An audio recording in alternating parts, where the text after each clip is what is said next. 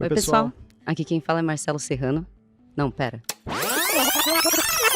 Oi, pessoal. Agora sim, aqui quem fala é Gabriela Vonzodas e esse é mais um episódio do podcast Talviews. Marcelo Serrano tá de férias, então pelas próximas semanas eu vou estar com vocês discutindo as movimentações de mercado e trazendo as análises do nosso time. Antes de começar, queria lembrar a vocês que além de ouvir o podcast pela sua plataforma de áudio preferida, vocês também podem seguir a gente no Instagram e no Telegram, onde diariamente a gente traz conteúdos exclusivos, e no YouTube, onde a edição desse podcast vai estar disponível em vídeo também. Hoje estamos em mais uma edição da nossa série Buy Side Sell Side, em que a gente mescla a visão de gestores com o nosso time de análise. E nesse episódio nós vamos repercutir a 15ª edição da Conferência de Commodities, em que durante 3 dias de evento a gente reuniu 36 empresas e mais de 280 investidores para discutir os desafios, as oportunidades e as perspectivas dos setores que compõem esse mercado. Esse episódio vai ser dividido em 2 partes, então eu espero vocês na quinta-feira para discutir a continuação. Para acompanhar essa discussão comigo estão aqui hoje o Vitor Burjac, gestora na Opportunity Gestora, e a Monique Greco, analista de óleo e gás aqui no nosso time de research do Itaú BBA. Vitor, Monique, tudo bom? Tudo bem. Tudo bem, Gabi. A gente sabe que as commodities desempenham um papel fundamental no mercado brasileiro, impulsionando a economia e as oportunidades de investimento. E dentre os segmentos que compõem essa categoria das commodities, a gente tem o petróleo como sendo um grande vetor das discussões, não só locais, como globais, por oferecer oportunidades significativas na diversificação e crescimento do portfólio dos investidores. E o Brasil, como um dos principais produtores de petróleo, sempre entra nessa discussão. Burjac, o preço do petróleo subiu muito nas últimas semanas, a gente está vendo aí o barril negociado a $95, que é um patamar bem alto considerando a média histórica, e certamente faz o investidor ficar animado com a commodity.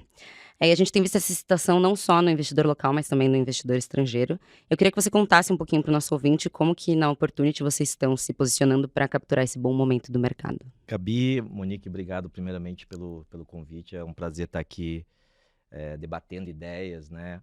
E falar sobre o setor que a gente gosta tanto, né? Então, você trouxe, né, que o petróleo bateu $95, isso tem sido motivo de excitação dos investidores. A gente, como casa, acredita que hoje tem mais upside no equity do que na commodity em si. A gente não acredita que há motivos para o petróleo estar estruturalmente num patamar mais elevado, perto de $90, né? Mas que teve sim mudanças importantes na dinâmica da commodity, que no preço de incentivo correto, as empresas têm bastante upside se esse petróleo ficar nesses níveis entre $75 e $80, vamos colocar dessa forma, né? E quais foram essas mudanças, né?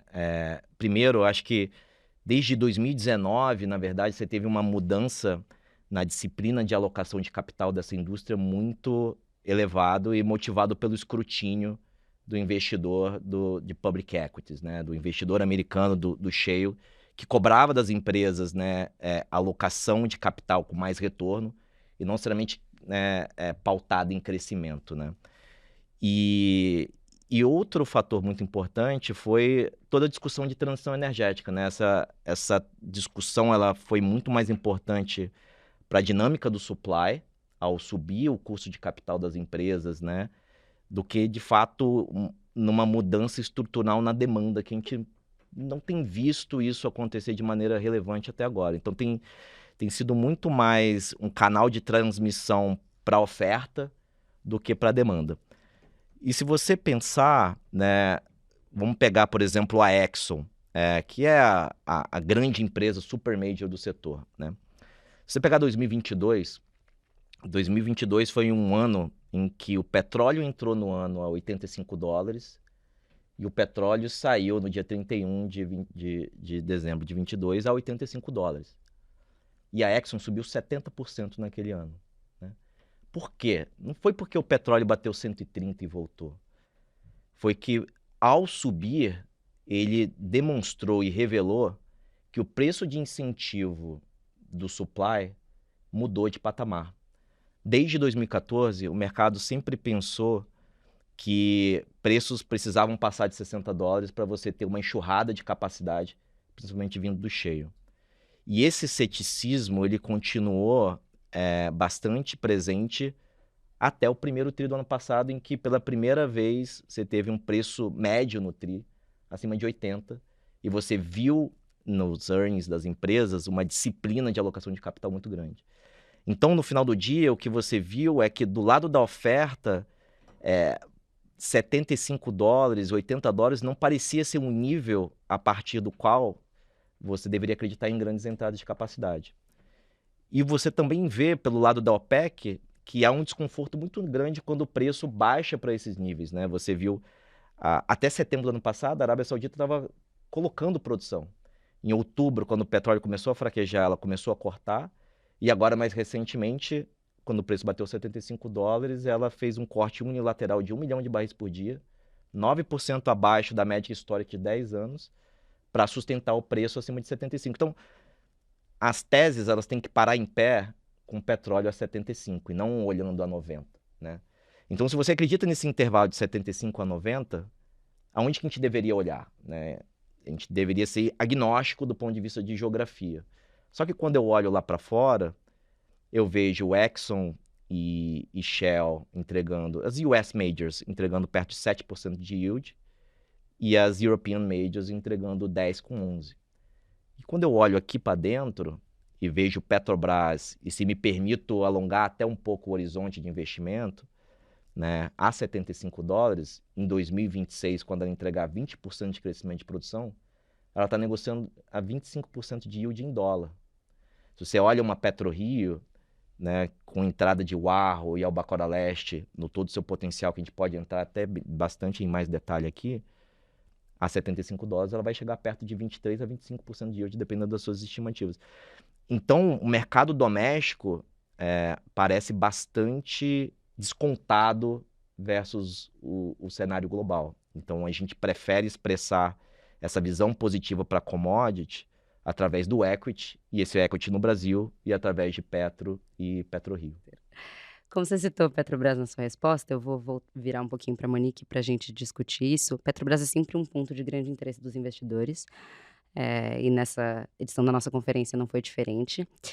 Esse ano a gente passou por vários temas importantes para a tese de Petrobras, inclusive a discussão da política de preços. E um tema que a gente tem sentido como bastante latente para o investidor é o potencial de pagamento de dividendos da companhia, principalmente pelo potencial, a geração de caixa ainda forte. E dentre as muitas particularidades da tese, eu queria entender o que você sentiu que estava aí mais frequente no interesse dos investidores durante esses dias da conferência. Legal, Gabi. Obrigada pelo convite. De fato, o Burjac colocou bem, assim, para essa faixa de preços de petróleo, né, que a gente acredita que vai ficar, a Petrobras ela tem uma geração de caixa muito robusta, né? E é uma faixa de preços que não parece despertar tanto uma preocupação que os investidores normalmente têm, que é em relação à política de preços da Petrobras, né? Que foi um dos pontos que você falou que foram muito discutidos na tese aí no último ano. É o que a gente fala de sweet spot ali para a Petrobras, né? E, de fato, a gente vê, quando a gente conversa com os investidores, há, obviamente, um reconhecimento muito grande da capacidade de geração de caixa da companhia, né? É inegável que a companhia consegue fazer hoje em termos de produção, de performance operacional, de geração de caixa. E acaba que no último ano, infelizmente, isso ficou em segundo plano nas discussões, né? A gente acabou discutindo muito ruídos e riscos na tese da companhia, que eram muito mais relacionados ao contexto político, né? Riscos de intervenção, do que, de fato, algum risco ao fundamento da companhia, né? Eu acho que isso ainda perdura, né, um pouco, isso permeia boa parte das discussões da companhia. Eu acho que os investidores foram, ao longo do ano, riscando vários riscos da lista, né? Eu acho que vários riscos foram não se materializando, mas acho que ainda resta um resquício ali de uma preocupação ainda grande com putz, tá bom, vários riscos não se materializaram, mas agora o risco essa geração de caixa não vai voltar para mim, né? Não vai ser retornada para o acionista em forma de dividendo ou buyback. E o que marcou muito as discussões, as conversas com a Petrobras nessa conferência, foram justamente de onde pode vir um risco à destinação dessa geração de caixa para o acionista. E se eu puder fazer um resumo aqui de 2 temas que a gente ouviu muito nas reuniões que a gente acompanhou de Petro aqui, um principal tema é um potencial acordo da Petrobras com o governo para equacionar ou para encerrar algumas causas judiciais que a companhia tem no CARF, né, que é uma instância administrativa, para temas relacionados a fiscal, tributário, né, temas com a Receita. Então, saíram algumas notícias que ancoraram alguns valores, né, o potencial da Petrobras pagar 30 bi de acordo, e isso foi trazido em todas as reuniões que a gente acompanhou com a Petrobras, né. Fica uma discussão até um pouco etérea, às vezes, de tentar entender o quanto isso pode se materializar. E um outro ponto muito frequente nas discussões o que a companhia pode fazer de capex, ou de aquisição, ou de parceria no curto prazo, que seja uma alternativa à destinação dessa geração de caixa em detrimento do retorno para o acionista. E a grande verdade que a gente observa aqui das discussões é que nada disso parece de fato se materializar no curto prazo, né? A gente teve hoje, na hora do almoço aqui, o nosso speaker foi o Silvio Cassione, que é um diretor de pesquisa da Eurásia, e ele trouxe justamente essa reflexão do contexto político agora e como ele impacta a Petrobras e o setor, especificamente sobre o ponto do CARF.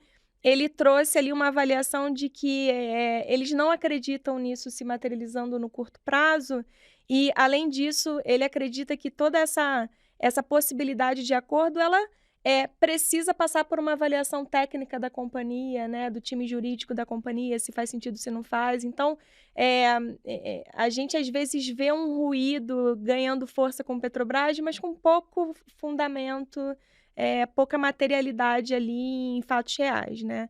E no outro ponto da realização de capex, de parcerias, eu acho que a governança da companhia, de novo, tem um papel importante aqui, porque existe uma morosidade natural e eventualmente até desejada dentro da companhia, de que todos esses projetos e ideias de parceria e aquisição sejam muito maturadas e pensadas e passem por várias instâncias de avaliação, e isso tudo leva tempo, né. Eu falei muito do tempo aqui, né, não acontece no curto prazo, mas eu acho que isso não quer dizer que a gente acredite que acontecerá no médio e longo prazo, né. Eu acho que tem uma força aqui da governança da companhia que foi, eu diria que essencial para que esses riscos todos que a gente via um ano atrás fossem riscados dessa listinha, né. Não é por acaso, assim, eu acho que existe de fato uma relação de causa e efeito aqui. Beleza. Quando a gente fala do setor de óleo e gás, é muito natural que as pessoas pensem logo de cara na Petrobras, mas a gente sabe que tem outros atores nesse setor que têm conseguido capturar um crescimento muito relevante nos últimos meses e ser beneficiado dos movimentos locais e globais. Então, Burjac, eu queria entender como que vocês olham para essas companhias menores do setor. Se vocês acham que, em alguns momentos, as petroleiras independentes, as chamadas juniores do segmento, podem ser mais interessantes do que esses grandes players. Não, boa. Eu acho que na nossa forma de pensar, a gente gosta geralmente de empresas onde tem retorno que excede o risco, né? E nessas juniors, né, geralmente fica muito o risco, né, de ter poucos ativos, de ter um perigo associado a alguma falha na execução, porque geralmente causa muito impacto, né? Mas para isso ser mitigado, você precisa olhar para o outro lado e ver o tamanho, né, qual que é o tamanho do upside, né? E a gente gosta particularmente de duas juniors, né, que é a PetroRecôncavo e a PetroRio. Na PetroRecôncavo, a gente já tem uma exposição grande na empresa através do private equity, né? E dado o nosso tamanho do fundo na parte de líquidos, a gente prefere olhar a Prio como uma forma alternativa à Petro de expressar essa visão mais construtiva para o setor de óleo e gás, né?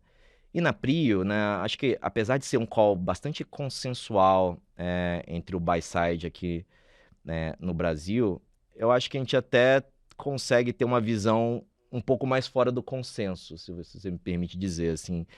A gente tem uma visão que o upside pode ser bem maior do que a maioria dos analistas coloca na conta, por Albacora Leste ter um potencial que pode se provar bem maior do que a maioria das pessoas coloca na planilha, né? Se você pegar a história do campo, né? A Prio, né, ela fala muito que ela é uma empresa que pega campos maduros, né? Eu tenho uma visão um pouco diferente. Eu acho que a Prio, ela pega esses campos que foram mal desenvolvidos, vamos colocar dessa forma, né?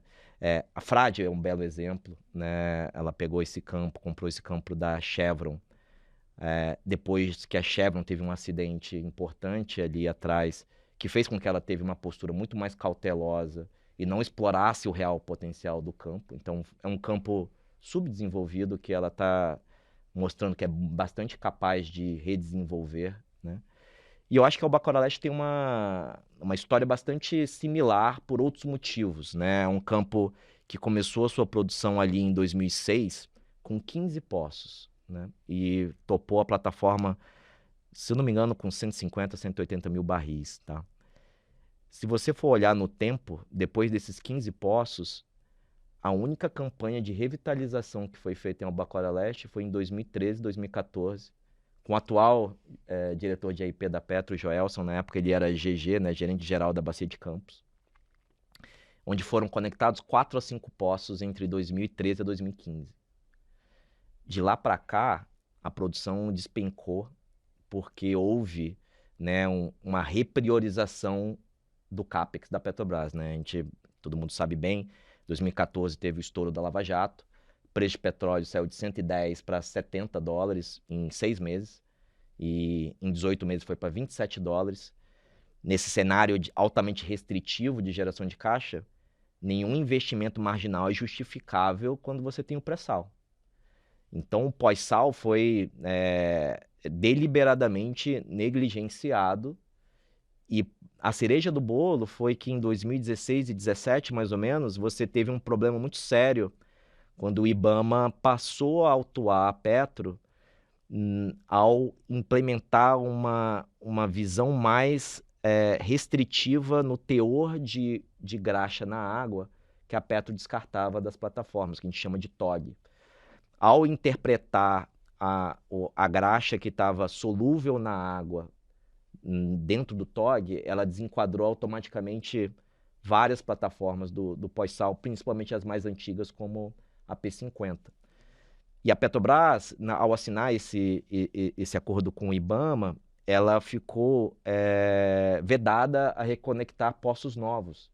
Então, ela não conseguia conter o depletion, né? Então, de 2014 até 2022, que foi quando resolveram o problema do TOG, né, através da reinjeção dessa água produzida, a Petrobras só conectou um único poço. E a gente está falando de um VoIP, né, no jargão do setor, né, Volume of Oil in Place, de 3,6 bilhões de barris. Se você pega a reserva 2P, né, que foi, né, certificada, a gente está falando de um fator de recuperação de 20%. A média brasileira é perto de 24%, sendo que ela é poluída pela própria Petrobras, que tem suas dificuldades em manter o nível de eficiência operacional, principalmente no pós-sal, e a média global é 30%. Né? Se a gente, né, se permite acreditar que, dada a excelência de execução do management da Prio, é capaz de colocar esse fator de recuperação de 20% para 30%, você está falando de 10 pontos percentuais num VoIP de 3,6, 360 milhões de barris a mais de reserva. Então, isso pode se provar, possivelmente, que o platô de produção de Albacora Leste seja muito mais longo do que o mercado tem na curva, e esse perfil de geração de caixa, ele se alongue e se transforme ou em novas oportunidades, ou distribuição desse fluxo de caixa excedente para o investidor. Então, resumindo, né, eu acho que as histórias das juniors, eu acho que tem histórias bastante atrativas e elas são complementares à da Petrobras. Beleza. Ainda nesse tópico das júniors, eu queria entender com você, Monique, como que vocês estão projetando o crescimento dessas empresas para os próximos meses e no que você acha que o investidor tem que prestar atenção na hora de se expor a essas companhias, porque a gente sabe que elas têm características mais específicas, porque apesar do pequeno valor de mercado, isso representar um alto potencial de crescimento e aí consequentes, né, retornos aos investidores, elas também estão expostas a riscos mais específicos. Legal, Gabi. A gente, aqui na nossa cobertura, a gente até fez uma brincadeira quando a gente iniciou a cobertura nas Juniors. O nome do nosso relatório era Don't Call Me Junior, porque eu acho que o mercado, acho que isso mudou um pouco já, mas tende a agrupá-las em uma determinada categoria de investimento, né? Você prefere Petrobras ou Juniors? Mas, na verdade, a gente tem perfis muito distintos, tanto de crescimento de produção, de maturidade, de potencial de aumento de fator de recuperação de VoIP, né? Esses cases são muito distintos em muitas métricas, né? O que eu acho que é determinante aqui, e aí já combinando aqui com o que a gente ouve muito dos investidores recentemente, eu acho que tem uma coisa de potencial de crescimento e o quão cedo ele chega, né? A gente está num momento de preços de petróleo muito altos, então quem consegue entregar crescimento de produção mais cedo, né, já sai um pouco na frente nesse sentido.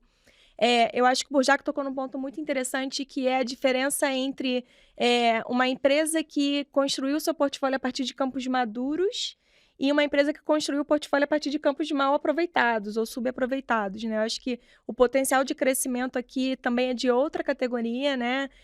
Só a título de comparação, até usando os dois nomes que o Burjac já trouxe, quando a gente olha Prio e PetroRecôncavo, são duas empresas que são reconhecidas pela qualidade dos seus times, né? Na execução, na operação, só que são empresas com perspectivas de crescimento muito distintas, né? A PetroRecôncavo tem um nível de maturidade dos seus ativos, dos seus reservatórios muito maior. E o que a gente tem visto aqui, e aí já aproveitando para falar de Prio, aqui a Prio é a nossa top pick na cobertura também, a Prio ela tem uma combinação super interessante aqui de crescimento de produção muito forte no curto prazo, né? Ela está hoje com 100 mil barris por dia, ano que vem provavelmente já vai chegar ali mais perto de 140, 150 ao final do ano. E a gente está falando de um nível de geração de caixa que hoje o Roberto, CEO, estava até aqui com a gente, ele mesmo falou isso, que nesse ano corrente vai ser alguma coisa ali entre 700 milhões e $1 bilhão, e no ano que vem isso já dobra, né? Então, essa combinação de forte crescimento cedo, né? Combinado com um free cash flow yield forte, né? Pouca alavancagem, que é outra coisa importante também, e perspectivas de crescimento além do orgânico, né? Eu falei aqui do orgânico, mas perspectivas de crescimento inorgânico, isso é muito importante. E aí, o Burjac tocou no outro ponto aqui de Prio, que a gente ouviu muito na conferência, foi muito discutido nas reuniões, que para onde a Prio cresce, né? Acho que o crescimento orgânico é muito óbvio, talvez até subdimensionado. Acho que o Burjac tem um ponto ali, e a companhia tem um histórico de underpromise, né? Então, eles são muito cautelosos ali no guidance, e tem ali uma geração de caixa muito forte, que pode ser alocada em alguma oportunidade de M&A, de aquisição, só que isso não está muito no controle da Prio, né? Essas oportunidades têm o seu próprio timing para acontecer, e isso não acontecendo, a Prio vai se tornar uma importante pagadora de dividendos ou em termos de execução de buyback, né? Foi uma coisa que o Roberto falou bastante também. Show. Já que a gente já passou pela dinâmica dos grandes players, pelas especificidades das juniors, para fechar essa cadeia, lá na ponta a gente tem as distribuidoras de combustíveis. Então, Burjac, a gente sabe que a gente está diante de uma expectativa de recomposição de margens nos próximos trimestres, por causa de uma melhora no ambiente competitivo. Então, acredito que a gente pode dizer que a gente está num bom momento. Eu queria entender se você enxerga esses fatores positivos se sustentando e como que vocês estão ou não surfando essa onda. Se diz para distribuição de combustível, Isso. né? Assim, eu concordo com a visão que hoje as condições de contorno, né, parecem bem melhores, né, que é um mercado que está mais apertado. A Petrobras continua com modus operantes de não ser não maximizar sua função objetiva de suprir o mercado, né? Ela tem deixado isso na mão dos grandes investidores, desculpa, dos grandes distribuidores, e num cenário em que os preços ficam levemente abaixo da paridade, naturalmente quem tem musculatura e infraestrutura para conseguir tomar esse risco são os grandes, né? Então acaba que fica um pouco o controle do supply na mão deles e o pricing power também, né? Dito isso, a gente prefere ainda ter uma visão mais cautelosa no setor, porque embora essa conjuntura seja super favorável, eu tenho sérias dúvidas do que é a margem estrutural do setor, tá? Esse setor, ele teve uma mudança muito relevante vamos colocar nos últimos 10 anos, né? Até 2016, era basicamente um jogo de quem consegue comprar mais da Petro, porque a Petro supria 100% do mercado. Não existia nenhum outro supplier além da Petro no mercado, né? Porque ela importava e todas as refinarias eram dela. A partir de 2016, a gente começou a conviver mais com a presença do importador, né? Porque ali, naquele momento, passivamente, os preços de petróleo ficaram muito abaixo do preço praticado pela Petro e a arbitragem fez surgir, né, uma dinâmica de competição muito mais forte do que antes, que não havia, os preços eram estruturalmente abaixo dos preços internacionais. Então trouxe, né, um elemento competitivo para o setor que foi novo. E agora, mais recentemente, a gente tem essa dinâmica da Petro não atuar como o supridor marginal do setor. Então as empresas elas precisam, além de entender essa dinâmica competitiva, ter uma estratégia de sourcing, de importar para o próprio short bastante azeitada, né? Se você olhar ano passado, se você fosse desenhar um cenário que pudesse ter sido o melhor possível para a distribuição, foi o ano passado. Preços bastante abaixo da paridade, principalmente no primeiro semestre, demanda subindo, e as empresas tiveram muita dificuldade de entregar um resultado bom, né? Obviamente foi um ano muito difícil, bastante volatilidade, teve a questão tributária também que mexeu bastante, frustração de demanda em vários setores, né, da economia. Mas eu acho que ainda tem um learning curve importante aqui para as empresas. As margens, embora elas estejam mais elevadas, elas ainda não pagam o alto custo, né, do capital de giro, principalmente. E existe ainda uma dificuldade em subir essas margens para um nível de ROIC adequado. Então, dada essa incerteza muito grande, a gente prefere ter uma visão mais cautelosa. E se você for, né, pensar na dinâmica de transição energética, quando a gente fala que o EV vai substituir gasolina, a gente está falando de 25% do barril, né, para uma empresa que refina ou uma empresa de upstream. A gente está falando para uma distribuição quase 50% do revenue stream dela, né? Então, assim, é muito mais relevante para o fim da cadeia do que para o início da cadeia. E se você está num cenário de restrição de capital por conta da transição energética, eu acho que o profit pool da indústria vai migrar para quem é mais capital intensivo. Quem é mais capital intensivo? É o upstream. E onde tem mais depletion? Onde eu preciso continuamente, né, investir para não deixar a peteca cair? É o upstream. Então, nessa dinâmica, eu acho que a distribuição não necessariamente é o vencedor. Então, a gente prefere estudar mais, reconhecer que tem um cenário favorável, mas a gente não prefere estar exposto diretamente agora. Tá bem. Para a gente ir fechando, então, eu queria ouvir da Monique quais são as suas empresas favoritas do setor e do Burjac, além dos seus nomes preferidos também, em que horizonte você acha que o investidor pode olhar para essas empresas, pensando aí em potencializar seus investimentos? Legal.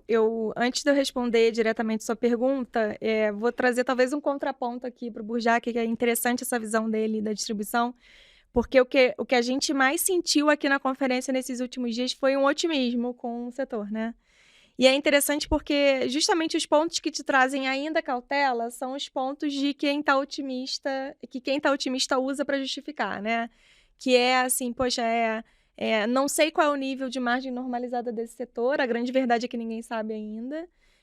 Mas o que a gente ouviu muito aqui nos últimos dias é que há uma crença de que esse nível de margem normalizada aparecerá agora no terceiro TRI, talvez no quarto TRI, e de que ele se expandirá, né, no futuro próximo.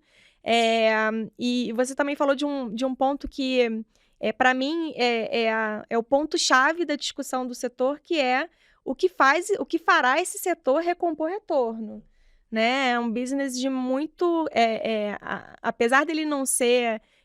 não requerer novos investimentos tão montosos quanto o upstream, ele é um business de capital intensivo também e muito capital de giro.